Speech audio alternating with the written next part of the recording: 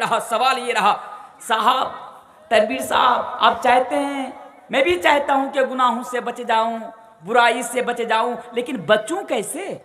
कैसे बचूं? जितना जलसा सुनता हूं उतना ही तो गुनाह के करीब पहुंच रहा हूं। और देखिए आज कुरान और हदीस की बातें हमारे ऊपर असर नहीं करती है। शायद कोई ऐसी रात हो जिस दिन आपके इलाके में प्रोग्राम ना होता। मैं आज यहां हूं, मैं कल कहीं और रहूंगा, परसों।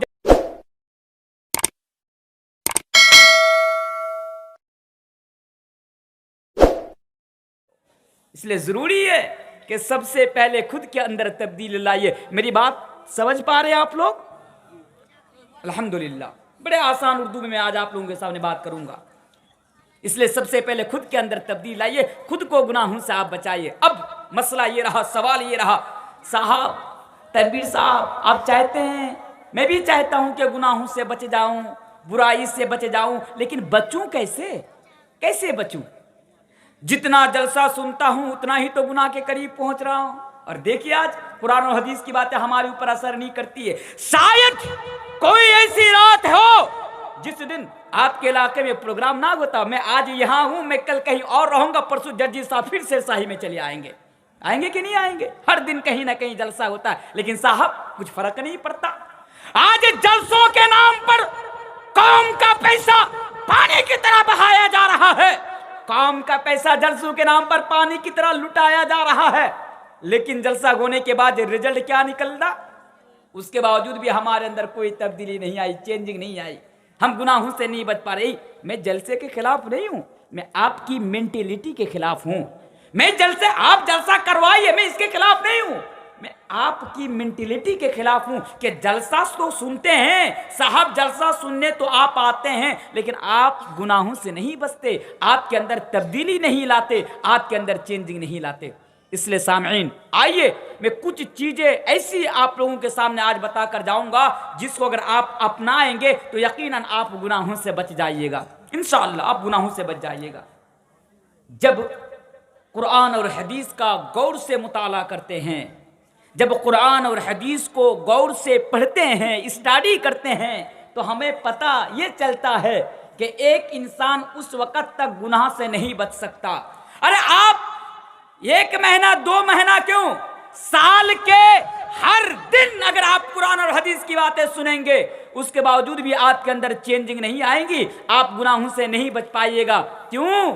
क्यों? वो इसलिए कि आपके अंदर अल्लाह का डर नहीं है।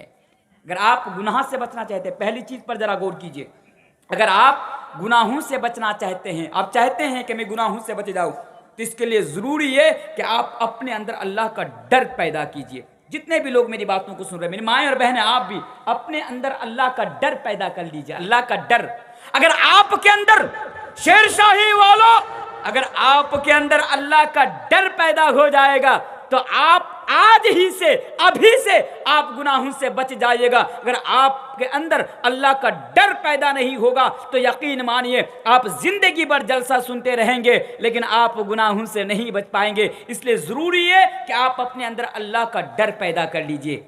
इसीलिए कुरान बार बार कहता है कि लोगों अल्लाह से डरो। देखिए कुरान किस तरह बार बार हमसे और आपसे ये कह रहा है, किस तरह हमें और आपको ये मैसेज दे रहा है। जरा कुरान पर नजर डालिए।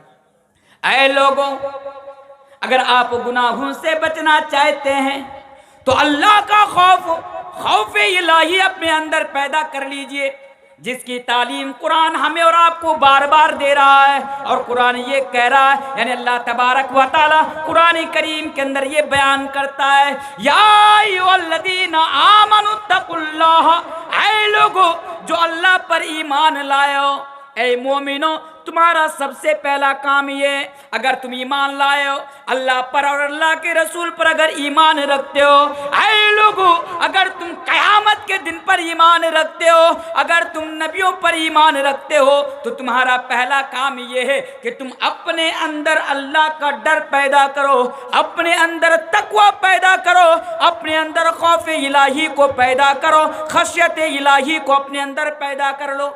फिर कुरान कहता है मोमिनों से कहा गया, ऐ मोमिनो तुम अपने अंदर अल्लाह का डर पैदा कर लो।